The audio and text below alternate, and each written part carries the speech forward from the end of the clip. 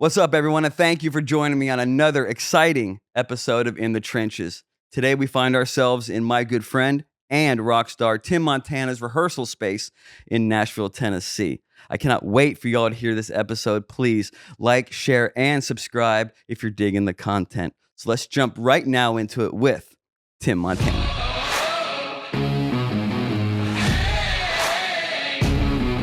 Well, ladies and gentlemen, we have finally Tim Montana on the podcast, something Tim and I have been trying for a while to get you on. We've talked about it when I was over in Montana doing the album packaging for Savage. Yes, everything is Savage. Yes, and we were like, yeah, dude, this cabin would be dope, your cabin in the woods, but Yep. We're going to do it in Nashville, Tennessee, because you're here recording, getting ready to head out and embark on a 20-some day? Yeah, 21 shows. Be away from my kids for about 40 days, little buggers. So they'll all be grown up, married when I get home, I'm sure.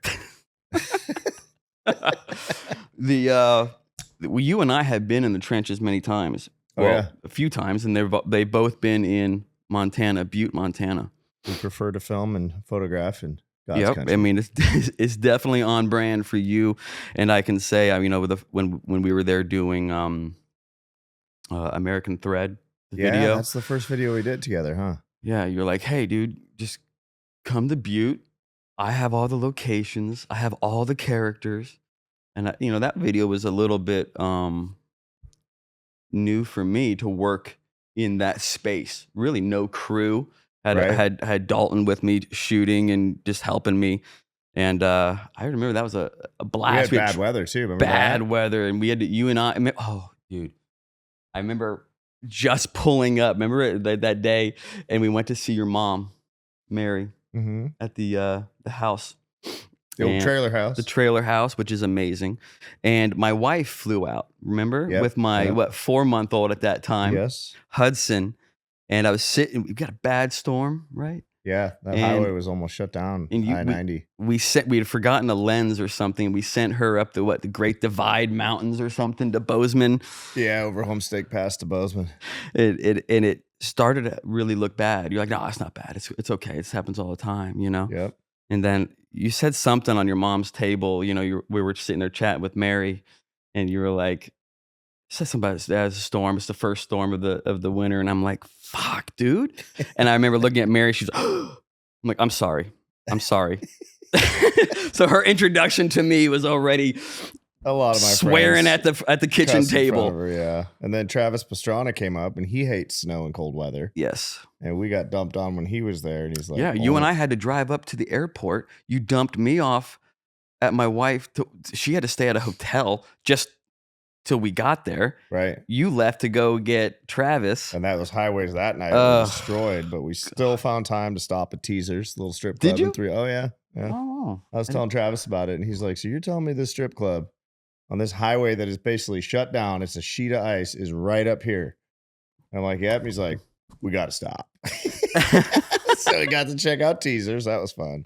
Wow, quite a family joint. I love Butte, man. I do. I think I was telling you earlier, like every time you post about it, I want to go back so bad. It's something about it. Yeah. What was it like growing up there? It was rough. I grew up real low income, and Butte's a tough town. You either learn to fight or get your butt kicked, and at some point you decide you're tired of getting your ass kicked every day. So then you just, okay, let's get in here. Let's fight. But yeah, so I grew up 16 miles north of Butte in that little trailer, and when you were there, now we have like full-time solar power. When I was a kid, we couldn't afford the solar system. So it was lanterns, candles. The generator would start on weekends so that we could vacuum, but there was like no TV. I missed out on a lot of pop culture. It drives my wife nuts because we'll talk about a TV show and I'm like, sorry, I wasn't watching TV for about 15 years. So it was interesting. It was a tough life, but I learned a lot of hardcore work ethic from it. Do you think that kind of, I was talking to Hardy the other day on the podcast, and we were talking about underdogs. Yeah. And he's like, well, you can't really fake being an underdog. You the feeling of being an underdog. You either have that chip on your shoulder or you don't. Yeah. Do you feel like, in that underdog story or that chip on the shoulder that drives you, was that something you lived with as a young kid? You know, Oh, kind of like 100%. Yeah. Yeah. And I think that stays with you, and those lessons you learned as a kid. And I told someone, like, everything in my adult life compared to my childhood has been relatively easy. Because, but I didn't know how hard life was when I was a kid till I got out of there. And I'm like, oh, people have microwaves and dryers, and you don't have to break a hole in the ice in the creek and boil water because it's 30 below zero out. And I I remember remember doing that. That was a rough winter. and Mary, your mom she was telling she has to go she'll go out into the yard or do something with a full sidearm pistol, right? For Oh, bears. yeah. She's I love her. And Carrie is like obsessed with Mary. Yeah. Yeah. Packing guns up there is like people down here like, why you carry guns? I'm like, yeah, do you want to got mountain lions, grizzly bears, and there's grizzlies all around. They kind of track them around my mom's house. So she'll call me and be like, there's a big sow grizzly up here with a cub right down the road. And I'm like, okay, be careful, Mom. You really got to look out for the moose too. We'd have the moose move into the yard. So my mom would feed them as a kid. And then I'd be like, hey, Mom, there's a moose with a calf between the car and the trailer. And the most dangerous animal in the woods in North America is a moose because they will trample you. So then we'd have to stay inside or try to scare them off without pissing them off. So how did since you said like, you weren't around or able to consume like pop culture than like probably I did as a kid. How did you come into music? How did you I think that's wise because, I look at my kids and if I would have had a cell phone, and I'm a pretty ADD guy, if I would have had all these things distracting me, these modern electronics, I don't think I would be a musician. I know I wouldn't be because all I had was a guitar and time, right? So it was like chores, chores, chores. And then nighttime, the sun goes down, light a lantern, go in my room and play guitar. And, my mom, I'd do those, what was that deal where you could order like 10 CDs from those magazines? Yeah, I remember like that. Yeah. a buck or something. Yeah. I think I owe those folks some money still. But I'd order all kinds of different records and I'd sit in my room and just listen to them and learn to play them. So what were some of were you like subscribing to like Circus Mag? Were you trying to get anything you could to hang on your walls? Hit Parader magazine. Every year I had to have the Kurt Cobain. April of every year they'd celebrate, because he died in April. They would celebrate Kurt. So I always had to have the Hit Parader from April so I could hang it up in the trailer back there. Yeah. And I went through big. The first tape I found was Guns N' Roses, and which is cool because about 3 weeks ago I got to lifelong dream. I got to jam with Slash. I saw that. Was sick. I was rapping Tupac. That's amazing. Slash and Billy Gibbons are backing me up, and I'm like, I just like look left and Slash is giggling because no one told him what I was doing. And he's probably just sitting there thinking like, wait, so you flew the white guy in from Montana to cover the Tupac song in Hollywood? Yeah, right. And where you were at the Troubadours. Yeah. I mean, Billy Gibbons, you had Jerry Cantrell. Yeah, I did Rooster with Jerry Cantrell. I did California Love with Slash. Pinch Me, dude. That's Robbie crazy. Krieger from The Doors was there. Joe Bonamassa. I mean, it was heavy, heavy hitters. And just being on that little stage, crammed on that little stage, you just bump elbows literally with Rock and Roll Hall of Fame members. You're probably still reeling in that one, huh? Yeah, I made a sticker on my phone of me, Slash, and Billy, and then another sticker of me and Jerry Cantrell. And that's all I respond to text with now. Like, hey, what are you doing later? I'm just like, bam, me and Slash, what's up? Well, the thing is, because we were talking about, growing up, not in all of the poshness to consume. I feel like you have a higher love for music and the history of rock and roll and music and all of that. Is that something because you stewed in it? You And like I was saying, the first tape I found was at Guns N' Roses. We had an antique store pawn shop in Montana when I was real little. And my mom would bring home like boxes of tapes and CDs they couldn't sell. And then I found this one. One side had Mr. Brownstone. The other side had Welcome to the Jungle. And I remember putting that in at like 6 years old and hearing that and then Axl's voice. And I was like, whoa. Yeah. And that same week I found this Marlboro Country tape. So I found like, I think Charlie Daniels and Ronnie Millsap. So it's funny that all these years later, I'm kind of a mix of that stuff. So then I went on to discover ZZ Top and CCR, and I went through big blues phase too, big blues, because I ordered from one of those magazines. I found this History of the Blues CD with BB King and John Lee Hooker and all these guys and Howlin' Wolf, and I became like stoked and like mesmerized by the blues. Then I ended up going to see BB King. I had to save up all my money to go with my cousin Rory in a giant snowstorm to the Brick Breeden Fieldhouse in Bozeman, Montana, and spend an evening watching BB King. And at the end of the night, he came out. I remember it's funny as heck. He's like, I'm like 80-something years old, and I think I want to sit down. Did I earn the right to sit down and play guitar? And of course, the crowd's like, yes, sir, Mr. King. But afterwards, he's handing stuff out to the crowd, and I ran up there, and he handed me a pen, and then I shook his hand, and then he like is looking at me, and he's like, come here with another thing. And I'm like, oh my God, he just made eye contact, BB King.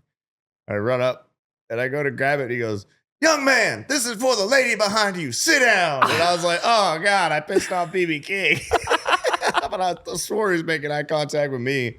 But that was such like a moment. And then from the blues, I got into grunge somewhere. I discovered grunge music. Someone played me Nirvana Nevermind, and that changed my life for like 4 or 5 years, where I played nothing but grunge music. And then it started with Nirvana. And then it went to Alice in Chains. And then I started just studying Alice in Chains. And then full circle, come back.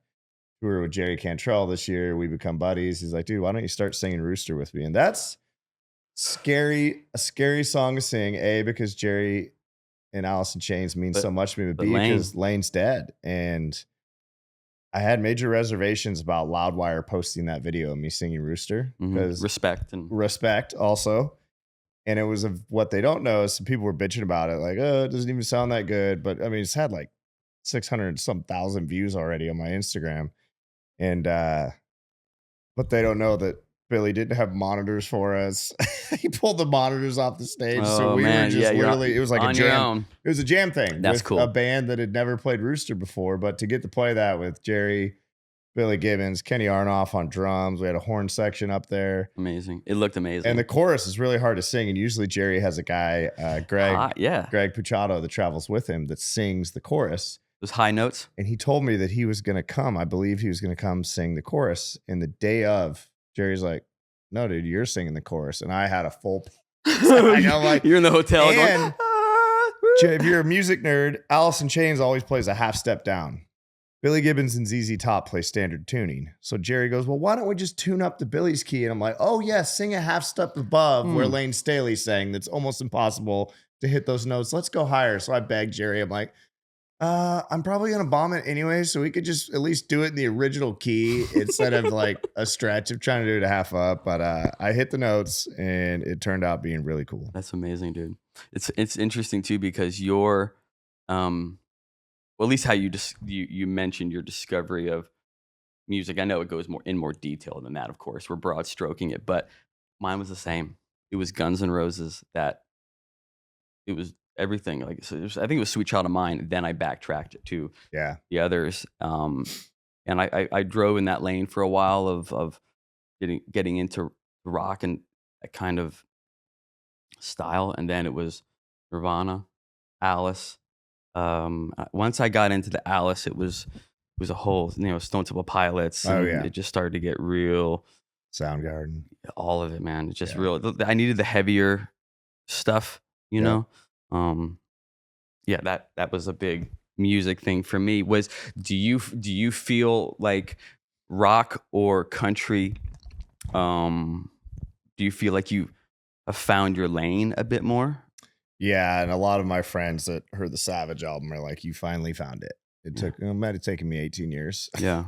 But I was just, it's more natural. So like my label's like, how do you know how to write all this rock stuff? I'm like, well, if you would have asked, I didn't grow up listening to Tim McGraw. I grew up listening to grunge and blues and rock and roll. But because I was geographically Montana, everyone's like cowboy shit. So I ended up moving to Nashville and trying to do this fusion of rock country. And it worked in the sense that it kept me working, but it didn't really have a lane to be a way to really pay my bills, if you will. Sure. And then we get, I do Devil You Know, and that song just explodes on the radio. And all of a sudden I start turning in more rock songs, and everyone's like, holy crap, dude. Yeah. And I'm just going back to the stuff that 14-year-old me was writing in that trailer house. Isn't it funny how you come full circle? Absolutely. You go venture, and I don't think it was in vain. I mean, I made some great friends in the Nashville community, learned a lot, and especially with the songwriters. I think that's where, Nashville's second to none with the writers that live here. Yeah. And I got, went to the school of songwriting for a long time, and fortunate enough to get to write with Chris Stapleton's and Billy's and a bunch of these big cats in town to kind of develop that craft, but then bring the songwriting craft to the rock space. Mm-hmm.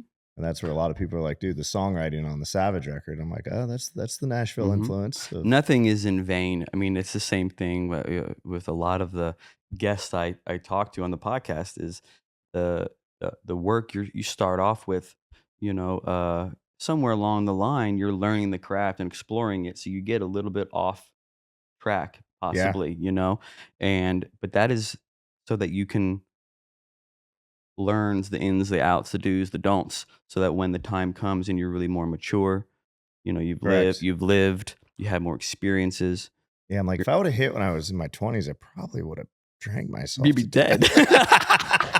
But you learn those things so that when the time comes, you've got all the tools, the weapons to do it. And it's kind of funny because a long time ago, I made a deal with God in my head. If I don't hit by 40, I'm going to do something else. And I think he's got a sense of humor because right about 39 and a half, I had my first hit. And I'm like, ha, see what you did there. Yeah, I'm watching you. You told me when I was out in Montana last, an interesting story about how you kind of, maybe I'm wrong on the words, but I think you said it, you kind of gave up. You're like, I'm going to throw this song out there, and that's why you moved. Yeah. And then you found yourself, I moved, and now all of a sudden the new journey, the new avenue takes off. Yeah, 100%. What was that like? That's and it wasn't giving up on, it wasn't giving up on music. It was giving up on the commercial. I was like, I'm probably never going to get on the radio. So I was kind of sitting here spinning my wheels. I'd recorded Devil You Know right up the road here at Michael Wilshire's studio. It's a tough shed behind his house. Yeah. And so I recorded that, bought this bar in Montana with Billy Gibbons called the Wise River Club, and was like, you know what? New chapter. Let's move to Montana. Let's raise the kids somewhat how I was raised, and I'll make music there. And like I said, I was just planning on making independent records. Yeah. I didn't mean to say give up on music. Give up on what you were doing with the commercial side of things. Yeah, playing the game. That's what I meant to say. And then I turned in the rock song, and it's the most bizarre thing is, and John Loba, since who's the head of BMG, did tell me that I was going to get dropped because I could feel it. But he finally admitted that in LA when we're in a meeting. He's like, yeah, I was probably going to have a tough call with you. Yeah. And then all of a sudden this song Devil You Know shows up in my inbox, and one of their rock guys is like, this is a rock hit. This could be a big song. And BMG, with their success with Jelly Roll, wanted to continue exploring, the rock side. Yeah. So it's weird because they called and they said August 23rd. I thought I was getting dropped, and they said August 23rd, you're going to radio, your first national ad date at 39 years old. I'm like, whoa. And then my next call was the company that was handling the title for the Wise River Club and selling the building. Yeah. Said, all right, the deal's going to close on August 23rd, 2023. And I'm like, wow, plan A and plan B. Well, literally went down the same day, and it was very stressful because I'm like, oh God, how am I going to do I don't think I would have moved there had I known. You said that. I remember you saying that. I'm glad I did, but God, it's some of my buddies are like, the load on me now is crazy because you're running the bar, the staff, I'm on the phone doing all that stuff, the hotel app, 24/7 job. You're in Montana. Yeah. And you're how far from, well, here we are in Nashville. Right. Where, that's, so you have to get here. I thought I knew what busy was. And now I'm like in it. I'm like, wow, this is wild of just dealing with staff and orders and the events we're doing there. Like this weekend, we got the Big Hole Bash, a giant ATV fun run. We had 200 people RSVP. So Saturday's going to be slam, but it's also going to be 10 to 12 below zero. So that's going on as I'm launching the Miles Kennedy tour Friday night. And then Saturday I'm on a gig. So I'll come off stage and get right on the phone and just check on everybody. So I've got pretty much the whole bar on my phone. I've got the Toast app, and I got all these apps, security cameras. So I'm kind of always watching the numbers, checking on the bar, and then getting on stage. So it's pretty wild. You've always, since the day we met, you've always been the most intriguing man I've ever met. Honestly. Well, thank you, sir. Yes. Like the Dos Equis guy? Well, yes, like the Dos Equis guy. Well, what I mean is when we met, it was like, you have such a wide reach of unique friends, like from Dave Grohl to Travis Pastrana to a very dedicated armed service world, which we'll talk about. It's Charlie Sheen. How did that all? I mean, how does all the connections to you come about? I don't know, man. These people get put in my path, and I meet them and become fast friends. I've never met a stranger, if that makes sense. I do. I would agree. That's you. And a lot of these people I meet, we have similar stories. We might have grown up different, but I don't know. It's just there's just a vibe and a thing. And, a couple days ago, I'm helping Charlie Sheen set up his new Starlink roam disc because, he's in LA and there's no cell. So his phone's out, his power's out. So he's calling me because I'm the mountain man that knows. Yep. So I've got, come over to Emilio's house, tell me how to set up this thing. And it was pretty funny that I'm helping this guy set up that is funny. Starlink disc. That is funny. But yeah, these people just get put in my path and you worked on the Mostly Stoned video with us, didn't you? No, that's an irony is that I did the American Thread and we were talking about Mostly Stoned. Were in there for something. No, but we were about to. A bunch of your people were that you work with. Yes. Yeah. And you had mentioned early on that Charlie had wrote a really awesome treatment. Yeah. And you were telling me this treatment in Montana on the American Thread video. And I'm like, good God, good luck with this. Yeah. Car driving down a country road, no one's singing it. No one's driving it. Yeah. The sheriff pulled up for that one. But I do regret because I love that song. Yeah.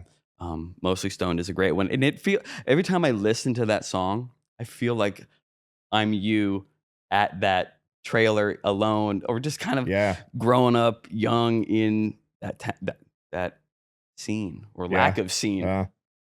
It's interesting how that song's really not about getting stoned. I know. It's a metaphor for being lonely. Yeah, exactly. Being out there alone.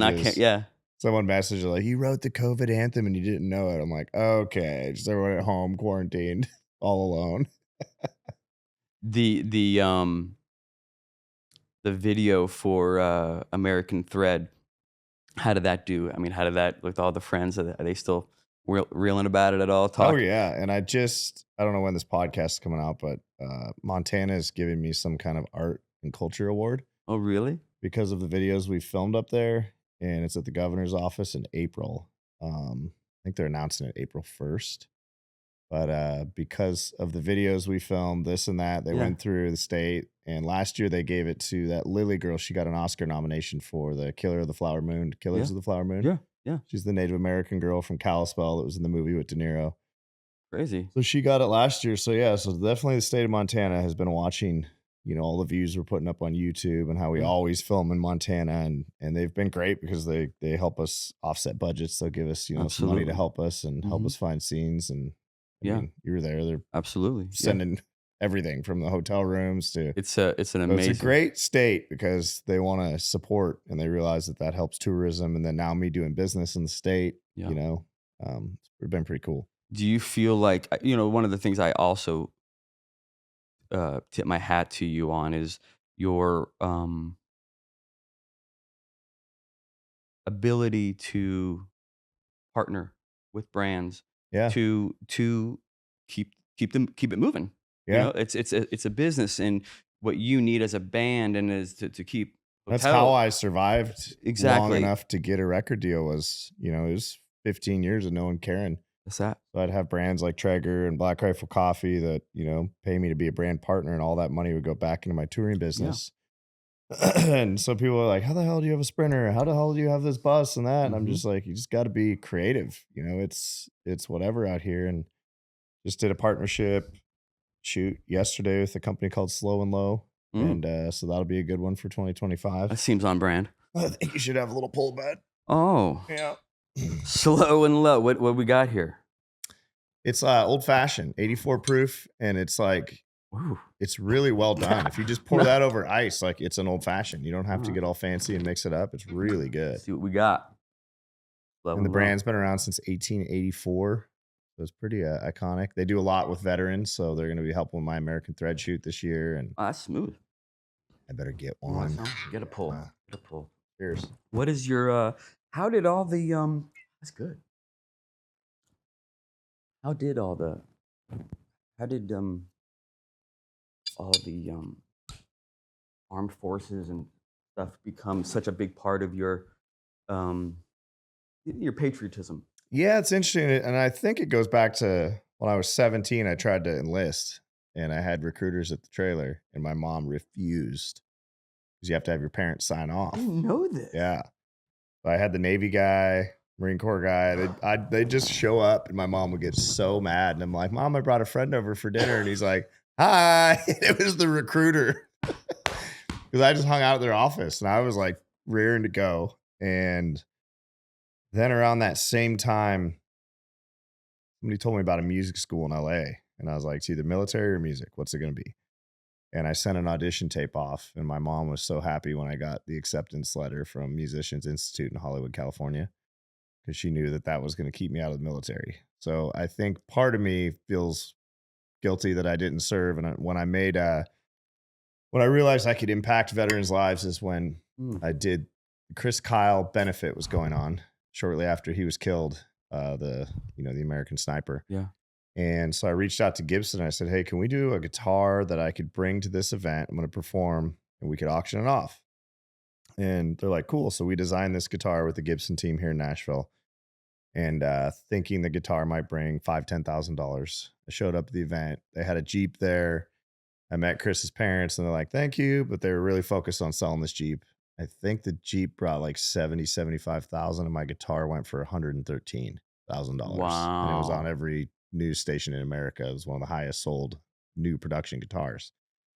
So we wrote him a check and handed it to him and his dad got emotional and he's like, man, he's like, you just changed lives. And he's like, even if you didn't serve, it's our duty to serve those that have served us. And that hit home. And I was like, cool. That 17-year-old me that wanted to go to the military that didn't, kind of felt like a bitch my whole life for not doing it, was like, okay, I can help. Maybe I was put on this earth to help in other ways.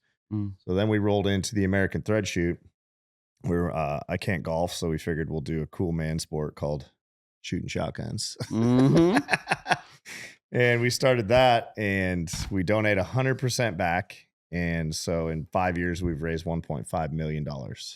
That's crazy. And we donate 100%. Me and my buddies just volunteer. Me, Trevor Pardue, Scott Graves. We've put 8 kids through giving them college scholarships that lost their fathers in combat. Holy cow. So it's become a really, really cool thing that we're doing. And, and I get a lot of people that reach out, want me to do this and that, but it's a lot and I can't do it all. So that's another reason why we started my own thing of like, okay, I'm going to focus on one big event. Now I still do other things here and there, but I mean, I get a message every day. Would you come play this for this charity and that charity? And I'm like, hey guys, I can't do them all. So we're going to do our own thing in the fall every year in Nashville. And it's cool because Fort Campbell heard about it. They're like, you guys donate 100%? We're like, yeah, because most groups keep a good amount to pay themselves. And I wanted to have buddies that, we're fortunate enough to not have other jobs that we can pay our bills. Yeah. So this is 100% give back. And so Fort Campbell heard about it. So now they land helicopters from the 160th. Night Stalkers fly in. 5th Group Special Forces shows up with Humvees and machine guns. And everyone's like, my buddies that are there are like, only you could get the Army to land at an event. When those choppers start coming in, all these dudes on gunships start stepping off the helicopters. You're like, oh shit, this is real. I would say that's great. Only you can get that. It's exactly I got the Army coming. Cover your ears. That's amazing. How did I got to paint the picture to those watching or listening, because when I came out most recently to do the Savage album packaging, we were in Wise River County, not Butte. Yeah, Beaverhead County. Beaverhead, sorry. Yep. And I was expecting, you had mentioned it. It's going to be about 30 minutes away from Butte, all that stuff. But we were really out there. It was a much different vibe. Yeah, I'm 38 miles from a grocery store. Yes, and I want to paint, when you say backyard, it's not a backyard. It's a river. it's valley, a giant valley mountain of range. something straight out of the Revenant. Oh, I mean, yeah. it's a basin, Yeah. right? And in the middle of this tundra, this Siberia, is this historic bar, this saloon. And I was driving in the dark, barely skidding off the road alone, and I see this building in the distance, and it's exactly what you would imagine, like the Outlaws. Oh, yeah. Just it's really cool. How did you get into your relationship with Billy Gibbons, and how did it stem into owning this historic bar? Yeah, that's me and Billy met in the fall of 2013. Had a song called "This Beard Came Here to Party." Had a verse and chorus written. My friend and manager at the time, Paula Kay, knew someone that knew Billy. I'd heard that a million times, but she was the one that got it done. Yeah. Sent it to him. He shows up. We recently found the video footage of the first time I met him, where I'm talking about, I think this is going to be big. I think this is going to change everything. I've never met my hero. We have it on camera. It's pretty cool because you can see how nervous I am. And it's 11 years ago, 12 years ago. Yeah. And so meet him, write the song. Don't watch sports, but the Boston Red Sox licensed the song and win the World Series that year. So now I find myself in Boston at Fenway Park painting home plate, doing the national anthem. It became a pretty big moment in Boston. And Billy decided to take me on tour. So I go out, I've opened for ZZ Top now over 75 times. And just being on the road with him for years, essentially, we cultivated this friendship and this bond. Mm-hmm. And it's kind of a father figure to me. I'm a son figure to him. And then we started with hot sauce, and we started this whisker bomb company. And my wife's in the sales business. She sells candy, but she was able to tee up a few accounts for us, make some contacts. Mm-hmm. Me and Billy are flying without guitars, with our little briefcases to do sales meeting. Billy sits right in there with me. And the buyers from these grocery stores are just like, no way is he sitting in here in a sales meeting. And when people assume so do you just license stuff through Billy? And I'm like, no, he's my partner. We talk, if not every day, every couple days about the business that we're doing. And so Whisker Bombs and HEB in Texas. We're in Murdoch's Farm and Ranch. There's 34 of those from Montana down to Texas. Working on getting in the Rock and Roll Hall of Fame. I think it'd be cool to have it in the gift shop there, so we can say Whisker Bomb goes to the Rock Hall. So he just, we just built this partnership, and then I'm in Montana, a year and a half, something like that, and I'm very familiar with the Wise River Club. Been going up there fishing since I was a little kid with my uncle. Oh, okay. It's this historic 1800s hotel that turned into a bar, that turned into a restaurant, that's just become a community center and an iconic Montana historical building. And I'm also fascinated with the Old West. I've found myself on a few old Western movie sets. Got a movie coming out with Samuel L. Jackson this year. Crazy. What's the name of it? Unholy Trinity. Pierce Brosnan, Sam Jackson, and my scene is with Sam. Pretty sick. Crazy. That's awesome. He won. I'll just tell you that. Okay. We got rowdy in the West. Sam wins. But anyway, so I go in there and talking to the owner, Linda. And her husband had passed, and she told me, she's like, this is my husband's dream come true, and it's become my worst nightmare. She wanted to get out. And I was like, man, I love this place. She's like, if you like it so much, why don't you buy it? She threw out a price, and I literally walked on the porch. No cell service there because it's so remote. So I'm on the Wi-Fi calling, and I call Billy, and he's like, bag it up. And he wires me a bunch of cash to my account. I'm like, Jesus.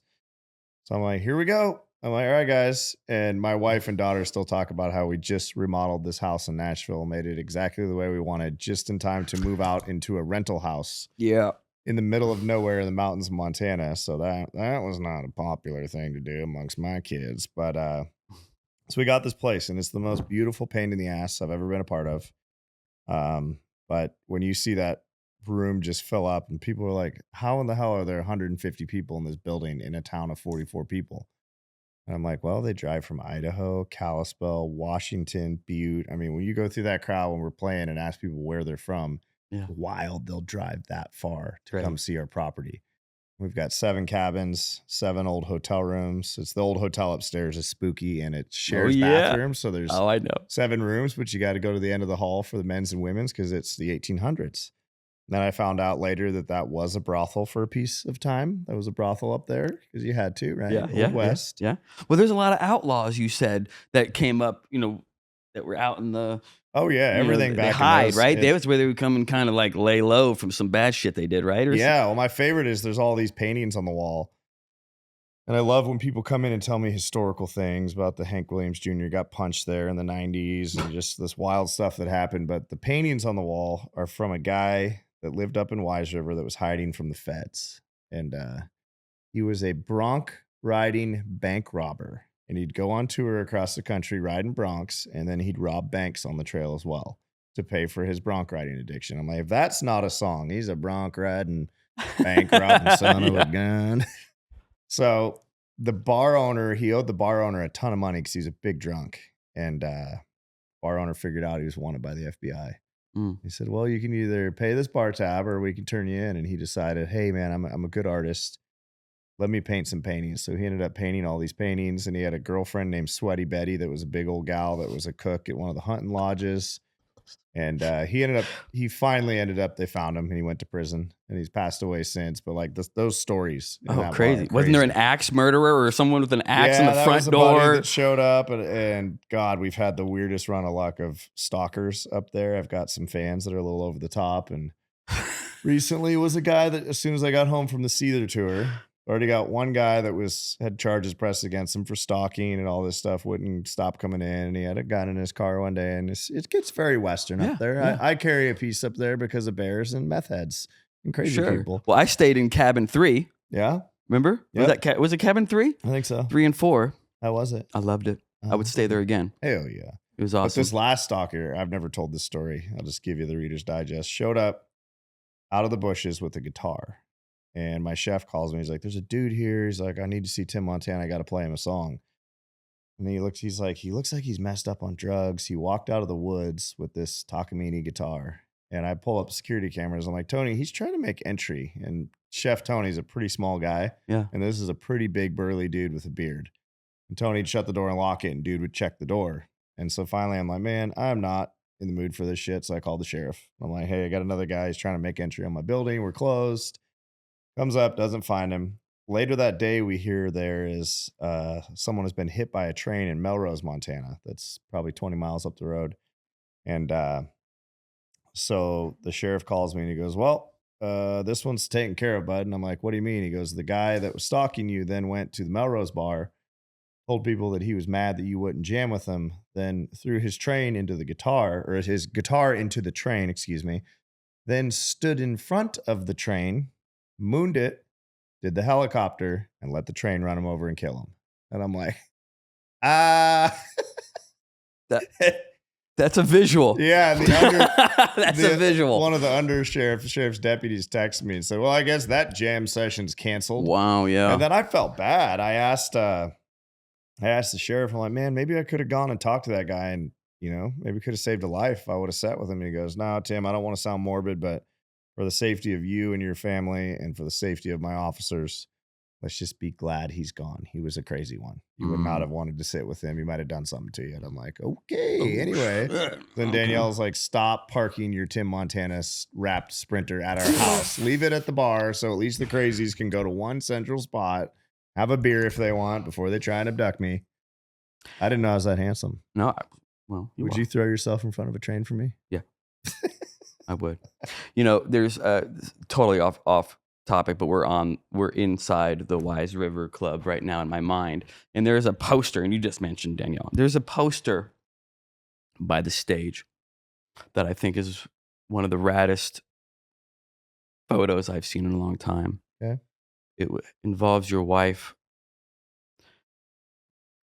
taking a beer bong with Foo from Fighters. Foo Fighters, and Dave Grohl's laughing or pouring. Yeah. There she is taking a full beer bong. It's an iconic photo. That's an iconic photo for the fam. How did that? Explain. Backstage, Madison Square Gardens. I met Dave Grohl in Memphis, Tennessee, probably 6-7 years ago. And he shows up. I'm playing. My drummer is on a cajon. I'm playing acoustic, and there he is. I'm like, there's my hero right there. And I walked up, and I was like, hey, dude, huge fan, blah, blah, blah. He's like, hell yeah. He's like, what is that drum you guys are playing? We're like, it's called a cajon. And I was like, do you want to play it? And he goes, I think I do. And he goes, what song do you want to do? And I just went for it. I was like, Smells Like Teen Spirit. And he's like, go fuck yourself. I was like, copy that. And so don't open with a Nirvana song. Nope. Nirvana's second. Okay, we'll go another song. We'll ease into Nirvana. And I said, how about House of the Rising Sun by the Animals? He goes, no problem. So we sit there and play. And then he says something to me. He goes, man, let's walk the river. I want to hear about your life. For a hero to say that to you. Wow. So I told him, we're sitting there walking and people keep coming to him and I'm kind of holding people off. And he's like, man, you're good at the security thing. And I was like, yeah. You want to hire me? Yeah, you want to hire me? So then I think it's the next year comes around. He's back at Memphis in May, the barbecue festival again. And we hang out again and we have a big time. We party. And he says, hey, what are you doing tomorrow? Do you want to go to Columbus, Ohio with us? And I was like, yeah, let me look at plane tickets. And he goes, funny story. I've got a jet on the runway. I'm like, sick. So my wife had a work meeting. She went ahead and canceled that because Dave loves my wife and wanted her to go. So we just roll in this giant tour bus down the runway in Memphis. I'm like, we're on the runway. How do you get that clearance? In a tour bus? Pull up to this massive jet. I get out, Taylor Hawkins, whole band. We just get on this private jet that has a bartender. Can I get you something to drink? And I'm like, and I just sit on this table with the Foo Fighters and fly from Memphis, Tennessee to Columbus, Ohio, land, police escort to the hotel. Dave puts us in a room next to him and we go do it's what Danny Wimmer Festival up there. We go do the festival and wow. And so then a couple weeks later, he hits me up. He's like, hey, do you want to come to Madison Square Gardens? See the Foo Fighters. We're doing 2 nights. Yep. So I show up and I said, hey, do you got a beer bong? And Dave goes, no, because he loves bong and beers. At his 50th birthday party, they had a beer bong stand on wheels, looked like one of those things that holds IVs in the hospital, except it had 6 beer bongs on it. And it would go from bowling lane to bowling lane so everyone could beer bong. It's like one of his favorite pastimes. So we're going to Madison Square Gardens. I said, do you have a beer bong? He said, no, but I'll bet you can't sneak one in. So I go to Home Depot in Manhattan and build this beer bong and write Foo Fighters on it. And I don't even know if I had backstage passes because I ended up talking to NYPD multiple times because they're very interested in what this long pipe is that I'm trying to make entry with. To New York. And I'm like, it's a beer bong. And they're like, fuck yeah, beer bong. Come on in, bud. That's fucking funny, man. So these cops just like let me roll through security and I pop into the backstage. And I'm like, hey, Dave. And he goes, no fucking way did you get that beer bong back here. So we ended up bonging beers, having a big party. And that's where that photo is snapped. And that actor, is it Adam Devine, is in that photo as well? That's the great. Dude from Workaholics. And Danielle outdrank everybody backstage. And she put like 3 Stellas in one of them. And I'm like, Stellas? And later that night, we're staying at the Navy SEAL Rob O'Neill's house in Manhattan, his apartment. And Danielle's having like night tremors and sweating. And she's like, what is going on with me? I'm like, it's called alcohol poisoning, Danielle. It was worth it. You bonged like 13 Stellas through that beer bong. So the next day was rough. Everybody's just clapping and cheering. And they just cut her loose on the bong. And then we get a call at 2 a.m. Dave, hey guys. Oh, we sold out night 2. I was hoping that you guys would hang out with me again. We were supposed to go home. Danielle cancels another work meeting. We're staying with the Foo Fighters, and we stayed there, and then ended up going to LA for the Love Ride and barbecuing with Dave at the Love Ride, and just cultivated this friendship with him. I still haven't got to open for the band. Soon. Soon. I think they're taking 2025 off. Okay. So hopefully maybe 2026. Absolutely. Yeah. Well, the one thing would you consider yourself, now that we've talked about a lot of things about doctor, you, yes. a doctor, your signature is it Dr. Worthy, would you, the way you learned how to play music, would you consider yourself, in rock, you kind of have, in my opinion, 2 types of musicians. You have these real technical, wizards on all that, where there's feeling. And in rock, you really can get away with both or find your lane with feeling. Do you feel like you are more of a feeling musician because the way you learned how to play and develop? By ear, yeah. And 100%. I learned to play music by ear. That's a gift you're either born with. I don't think that's something you develop. Either you can, and my daughter does it. She can hear something on the radio or her iPod, And then on the piano, she figures it out. I'm like, uh-oh, she got the curse.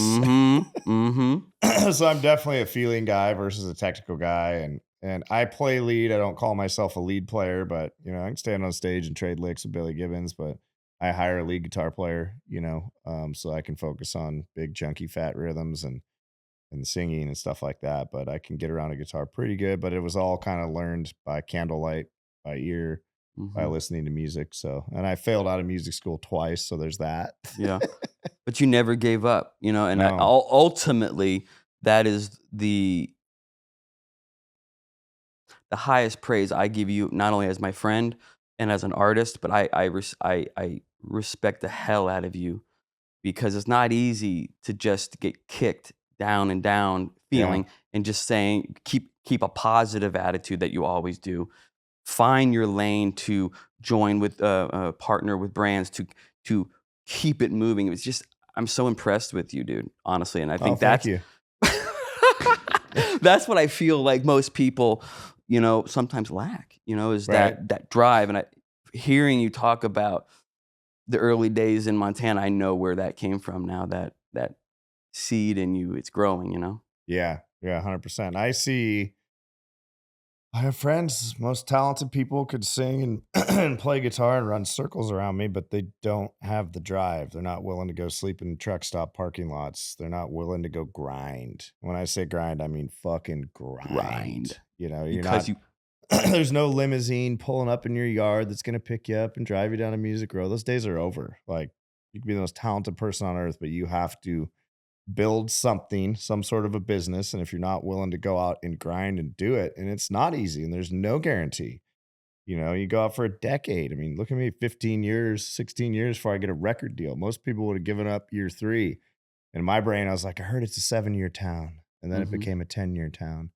Then it became a 12-year town. But I found little things in my brain that were moving it forward. And like you said, the brand deals were, you know, paying the bills and paying the band. And then you bump into rock stars and they put you on their tour. But it was like, I was making so much noise. And I think with the record deal that finally showed up was like, they're like, this dude's not going away. He's not going anywhere. This dude's going to keep making noise and becoming this cool little, you know, artist in Nashville that everybody knows about because the dude won't quit, you know? And I'm either the most driven man you've ever met or I'm just way too dumb to quit. No.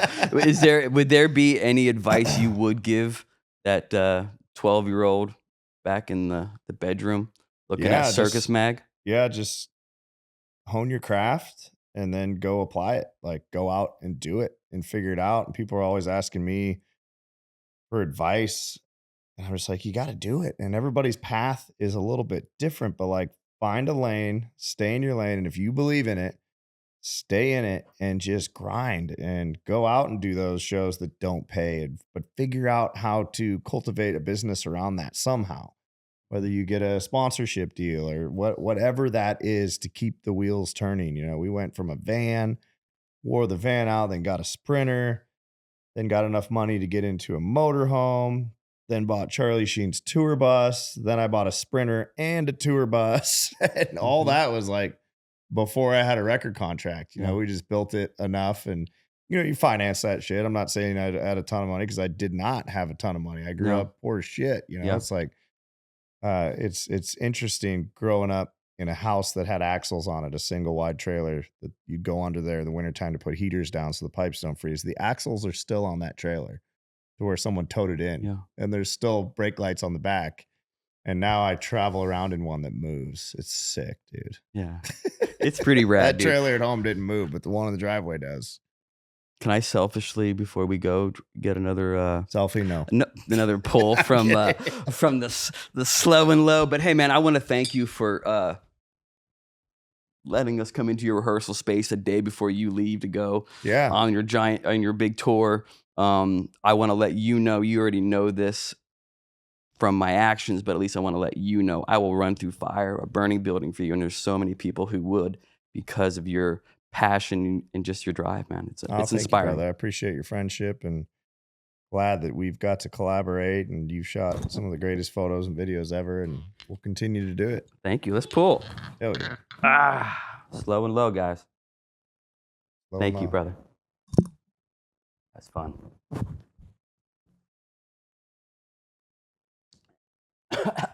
That's good. That is good.